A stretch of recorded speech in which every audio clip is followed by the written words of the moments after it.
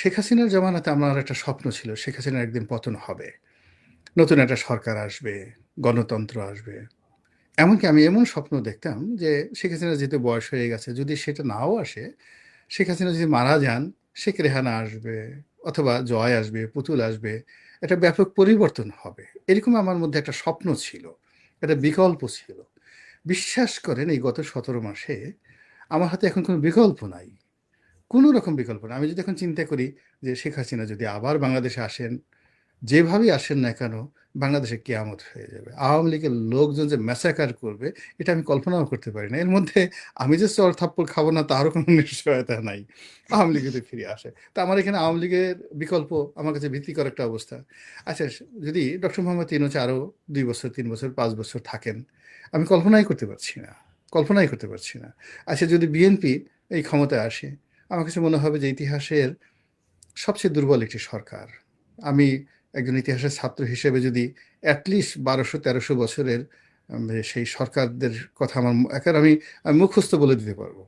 Last 1200 ইয়ার্সের যে বাংলাদেশে কারা, কারা বিভিন্ন সময় ক্ষমতায় রয়েছে।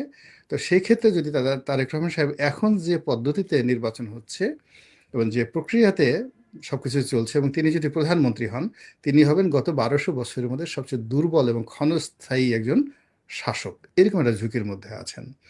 তো কাজে আমি তো তাকে নিয়ে আশাবাদী হতে পারছি না। যারা লাফাচ্ছেন, যারা আনন্দিত পাচ্ছেন, তারা হয়তো এই চিন্তা ভাবনা করছেন না। তারা শুধু নিজেকে নিয়ে চিন্তা করছেন। যেহেতু আমি ইলেকশন করছি না, কোনো পার্টির সাথে পার্টিজান নাই। আমি কেবলই মাত্র রাজনীতি নিয়ে চিন্তা ভাবনা করি এবং সাধারণ নাগরিক। ফলে এই জিনিসগুলো আমাকে ভাবায়। আমি যখন চিন্তা করি যে ঠিক আছে, তারেক রহমান নাই, এই মামুনুল হক আছে, চরমোনাই পীর সাহেব আছেন, তারপরে জামাত ইসলাম আছেন, তারা সবাই মিলেমিশে একটা ইলেকশন করলেন। সেখানে বোরকা পরে মানুষজন আসলো। তারপরে বিভিন্ন এলাকার ভোট ঠোট দিয়ে একটা ইঞ্জিনিয়ারিং করে ঢাকা বিশ্ববিদ্যালয়ের ডাকসুতে তারা যেভাবে জিতেছে। তো সেরকম এই যে কলা কৌশলগুলো শোনা যাচ্ছে যে ঢাকাতে ২০ লাখ নতুন ভোটার বিভিন্ন জায়গাতে হয়েছে। ২ কোটি নতুন নাকি এই বোরখা তৈরি করা হচ্ছে। মানে এই জিনিসগুলো বাতাসে ঘুরে বেড়াচ্ছে। এরপরে বিদেশে যে সকল ফরেন ভোট রয়েছে, প্রবাসী ভোট রয়েছে। তো সেগুলো তো ৬০ থেকে ৭০ লাখ যে ভোট, সেই ভোটগুলো অ্যাডভান্স ভোট দেওয়া হয়ে গেছে। এই জিনিসগুলো যা কিছু হচ্ছে, সবগুলো মিলিয়ে যদি আমি চিন্তা করি যে আমিরে জামাত will be the prime minister of Bangladesh. তো সেক্ষেত্রে স্বরাষ্ট্রমন্ত্রী হবেন উনার যাকে বলা হয় নায়েবে আমির বা সাধারণ সম্পাদক যিনি আছেন আবদুল্লাহ তাহের অথবা মিয়া গুলাম পারওয়ার। এই জিনিসগুলো কিন্তু আমি ওখানে স্বস্তি পাই না। আমার কাছে মনে হয় এটা ভয়ঙ্কর কোনো কিছু। ভীষণ রকম একটা ভয়ঙ্কর। যেটা এখন ডক্টর ইউনূস আছে, যে অবস্থা আছে, তার চেয়ে আমার কাছে এটা ভয়ঙ্কর মনে হয়। তো এই যে ১৭ মাসে ক্রমান্বয়ে আমার চিন্তা চেতনা, তারপরে আমার আশা, আমার স্বপ্ন, আমার প্রেম, ভালোবাসা, এই দেশকেন্দ্রিক যা কিছু আছে, কেমন যেন ওলটপালট হয়ে যাচ্ছে। এই কয়দিন আগে হলো যে জাতীয় সঙ্গীত থাকা যাবে না। এটা নতুন জাতীয় সঙ্গীত লাগবে। কয়দিন আগে আবার হলো সংবিধান থাকা যাবে না, নতুন সংবিধান লাগবে। ছুঁড়ে ফেলে দাও সবকিছু। কয়দিন হলো যে মুক্তিযুদ্ধ, কিসের মুক্তিযুদ্ধ? মুক্তিযুদ্ধ নতুন ইতিহাস রচিত হবে। রিসেট বাটন চাপা হবে। ৭১ সালে কিসের মুক্তিযুদ্ধ? হাজার ২ লোক মারা গেছে।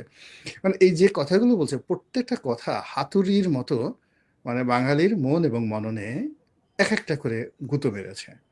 এবং আমাদের যে চিন্তা এবং চেতনা, আমাদের যে স্বপ্ন, আমাদের যে বেঁচে থাকার লড়াই এবং সংগ্রাম, সবকিছু এলোমেলো করে দিয়েছে। তো এই হলো আমি এখন মানে একটা unpredictable as like others the millions of Bangladeshi, লক্ষ, লক্ষ বাংলাদেশি যেভাবে একটা আনপ্রেডিক্টেবল সময় কাটাচ্ছে। কেউ হয়তো অর্থনীতি নিয়ে, কেউ হয়তো পরিবার নিয়ে, কেউ হয়তো সোশ্যাল সিকিউরিটি নিয়ে, কেউ হয়তো মব নিয়ে, কেউ হয়তো রাজনীতি নিয়ে। সে একটা আনপ্রেডিক্টেবল অবস্থায় আছে। আমিও একেবারে একটা মানুষের যতগুলো ফিলিংস এই বাংলাদেশে থেকে একজন সচেতন মানুষের হওয়া সম্ভব, প্রায় প্রত্যেকটা ফিলিংসের ক্ষেত্রে আমি আঘাতপ্রাপ্ত হচ্ছি। এই হলো আমার অবস্থা ডক্টর মোহাম্মদ ইউনূসকে নিয়ে।